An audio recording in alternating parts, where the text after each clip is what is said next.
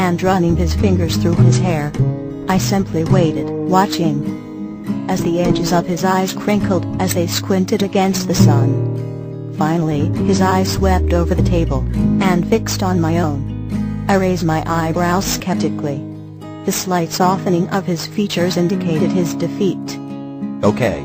He grumbled, retrieving his fork. I'm in a shitty mood. Sorry. He admitted, sparing me a brief, almost apologetic glance. I inhaled a deep breath, trying to abate my own frustration, because it would only feed his. It's okay, I finally assured, tucking my hair behind my ear. But his face fell, as he protested. No, it's not. And pushed his plate of food to my side of the table with a drawn clank. Before I could question him, he rose stiffly from the booth, and walked to my side. Sliding in next to me, he snaked his arm around my waist, and pulled me close, pressing a quick, hard kiss to my temple. I'm a dick. He berated, as he scowled at the table. Settling into his still rigid side, I gazed at him and considered arguing. Of course, with Edward that was pointless, so instead, I just cut to the chase, and asked, what happened? I knew it wasn't any of my business, and Carmen's office was a verbal sanctuary of sorts, but my curiosity was gnawing at me mercilessly. I knew what Edward had planned to discuss with her. I'd have to be stupid not to. We were progressing in our emotional relationship. We still had little moments like these small, insignificant quarrels I'm certain every couple has. But they were fleeting, and rarely made my confidence in us waver. There were other, seemingly insignificant, but wholly telling moments, though. He'd saved me from tripping over curbs without thought, like second nature. He always knew which book to pull out for me in the evenings when we weren't yet tired enough to go to bed. He let me have the fluffier pillow, and I knew he wore that wife-beater because he wanted to be closer to me in return. I took onions out of every single recipe, because he hated them. If I saw his iPod lying around somewhere, I'd put it on his dresser, because he always lost that damned thing. I spent 2 whole days talking me down from remodeling the 3rd floor, because I knew how much he enjoyed routine and familiarity. He knew whenever I wore the brown sweater that was a little too tight to tell me how nice I looked, because it made me self-conscious. I knew that sometimes he liked to use his touch to ease my anxiety, because it made him feel valuable, and I'd eventually let him. We were synced in the oddest ways, but it worked. Every day brought the promise of a new lesson, a new piece of knowledge about the other, which we added to our growing stockpile. As a couple, Edward and I were a certainty. It went without saying. Our love would only grow with time. It was definite. Our emotional relationship was a lot like planning an elaborate Italian dinner. We might spend our mornings screwing up batch after batch of pasta, but come 6, we'd have it ready, because we'd start over until we got it right. Our physical relationship, however, his jaw tensed as he evaded my eyes, staring at his eggs and prodding them with the tine of his fork. The curves of his lips were pressed into a thin line, and the hair framing his face accentuated the shadows of his scowl. His refusal to answer, mingled with his mood, was dismaying, and I could feel my own face fall. "Is it that bad?" I asked, looking down into my lap, and fingering the frayed ends of my sleeves. Obviously, my condition was a huge obstacle for us both. It shouldn't have bothered me since I'd come to terms with my physical limitations before I even knew Edward was returning to me, yet it did bother me. Our previous carelessness in regards to our sexual relationship had been stupid, but undeniably satisfying regardless of our failures. But I refused to be reckless once again. If Dr. Carmen discouraged a sexual relationship, I would follow her advice. "Don't fucking start that shit, Bella. Not now," he begged in a frustrated voice, his fingers shoving themselves into the mess of his hair. He closed his eyes and clenched his teeth. "You blame yourself for fucking everything, and trust me." He chuckled bitterly, shaking his head. "This one is all me." His throat lurched with a quick swallow, and he leaned away from me, narrowing his eyes at nothing in particular. "What?" I asked, confused. He cleared his throat, shifting to the side a bit, and propping his elbow on the table. With a sharp exhale, he repeated, "It's me, not you." His gaze was evasive and anxious as the silence wore on. When he finally caught my bewildered stare, he huffed, rolling his eyes. "She said you're fine, okay? She said that." He paused, shifting uncomfortably again, before he whispered under his breath, "That getting aroused, or what the fuck ever was like, your hurdle, or something." A hot flush crept up my cheeks as he finished. "If we took it slow, and followed her advice, you could." He trailed off, waving his hand suggestively, albeit a bit hostilely. I was a little stunned. And giddy. And ironically aroused. "Really?" I squeaked, my spine straightening as I pivoted to him. The sight of my sudden pleasure seemed to make his eyes brighten a bit, but it didn't take long for them to dim again. He faced forward with a blank expression, and added, "She said there's still a lot of shit she wants to cover with you, though." "Like what?" I asked, my enthusiasm only wavering infinitesimally. Puffing out his cheeks, he released a sharp sigh, and ruffled his hair. "Shit, Bella. I don't fucking know. Some bullshit about intimacy, and affection, and God only knows what else." He scoffed. "Intimacy versus affection?" I mused curiously. I never knew what topics to expect, so it came as no surprise that I had to filter through the technical definitions in my mind. I didn't really see much of a difference between the two and wondered how subjective it was. Edward's hand, still wrapped around my waist, squeezed me until I met his gaze. His eyes were searching, and had an edge of anxiety to them that I couldn't explain. "You understand the difference, don't you?" he asked while tapping his foot against the floor.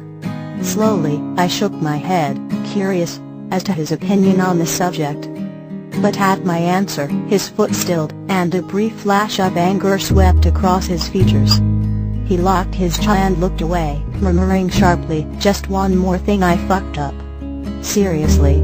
A little piqued, I pivoted my body to him, bending my leg at the knee. "What do you think the difference is?" I asked, because his question had been worded a bit condescendingly. I wasn't emotionally stunted, or anything. I might not have had his level of experience, but he'd basically insinuated my answer was wrong, and that he was to blame for it. It made me feel like some impressionable 5-year-old, which I most certainly was not. He turned his head to face me, and removed his arm from my waist. "Intimacy is..." He trailed off, furrowing his brows, and tugging absently at his napkin on the table. "It's like..." He paused again, closing his mouth, and seeming incapable of finishing. He released a frustrated exhale, and suddenly leaned into me. He pressed a kiss to my forehead with no apropos. He held his lips there stiffly, his breath warm, and tickling the top of my scalp. I let my eyes fall closed and sighed, pleased at the direction this was turning. Until he pulled away, and nodded decisively. "That was affection without intimacy," he explained, though his voice wasn't patronizing. It was just matter-of-fact. I didn't fail to notice that he'd pretty much just admitted to only offering me affection since his return, as little forehead kisses had become annoyingly customary with us. Before I could mention this thought, however, his lips suddenly crashed to mine. I gasped in surprise as he forced my lips open with his tongue, and pressed himself closer. My hands went to his shoulders, to steady myself, until I realized that he was kissing me. I wanted to kiss him back, but was unable to keep up with the quick darts and strokes of his tongue. The hard lines of his body were oddly unpliable and tense against mine as I worked to match him. It wasn't that I didn't enjoy the kiss, but it was just so fierce. It felt greedy and sudden, which wasn't necessarily unenjoyable, but it reminded me of that empty feeling from the day we'd had sex, before he'd left. I was almost thankful when he yanked himself away after only a few brief seconds. He sucked his bottom lip into his mouth, and remained stiffly hovering over me in the booth, one hand bracing him on the back of it. His eyes softened as our eyes met, and he brought his palm to my cheek. "That was intimacy without affection," he sighed, eyes darkening. Before I could fully connect the dots, his lips were on mine again, but this time more gently. He pursed his lips against mine languidly, caressing my heated cheek with the pad of his thumb, and it held none of the frustration or impatience of the prior kiss. He almost seemed tender. I returned the kiss with a sigh, and he let me push him back, my fingers finding their way to his hair. When our lips parted, our tongues slid against each other smoothly, ducking back into our mouths, and peeking out once again. When he pulled away the final time, and settled back into his spot, he didn't need to explain his last example to me. I discovered that I much preferred a combination of both, and I'm certain he could sense it in my dazed smile as I cleared my throat, and righted myself. That night as I finished washing the dishes from supper, I was flustered, and a little pissed off. Edward's earlier demonstrations had completely distracted me from my initial question. I wanted to know what had caused his petulance and total rage earlier. On the drive home, I'd asked again, but had only been granted a cryptic answer. There are some things you just can't talk to some random fucking stranger about, Bella. Well, I could talk to Carmen about anything. In fact, her being a stranger made it somehow easier for me. I'd never see her in anything but that capacity, and I knew my privacy was a responsibility that she took seriously. She would not tell Edward about my treatment. But I couldn't simply dismiss his discomfort. Edward and I weren't alike in all respects. I was a private person, but he was a damned fortress. It had taken me almost a year to wiggle myself inside his mind, and even now, I felt like he only showed me what he wanted. Frustrated and defeated, I stood by Esme, and dried the dishes, nodding along to her passing comments on the second floor, which was her newest designing challenge. I was already tired by the time we'd finished. I usually spent my evening with Alice and Esme in the living room, but I wasn't feeling up to it. I didn't even feel up to making the secretive Sandies I'd been inspired to bake that afternoon. Edward had gone up to the study with Carlisle, as they always did after dinner. Thoughts of Edward's bed made my limbs feel heavy, and I hoped he wouldn't mind calling it an early night, considering we'd woken up so early to go see Carmen. It would also give me a chance to really talk to him. At least there, in the bed, I knew his personal wall was flimsier. I felt closer to him in some way. Maybe I'd try asking him again. With heavy steps, I ascended the stairs, and approached Carlisle's office, ready to take my regular dosage, and determine whether or not Edward was tired. When I reached the door, it was cracked open, as always, and their voices floated out dimly into the hallway. What I heard made me stop dead in my tracks. Then just out of nowhere, that bitch mind fucked me with her therapy voodoo horseshit, Carlisle. Edward's voice was low, but clear. It just seems so trivial with everything that's happened between then and now, but now I'm mind fucked, and it's like a constant fucking nagging, you see. My eyebrows furrowed at his anxious tone, and I shifted, leaning against the wall. Carmen is the mistress of the mindfuck, I thought in agreement, thinking back to my hysterics over the cookie sheets after my first session with her. I could only imagine what his version of the cookie sheet was. The possibilities were endless.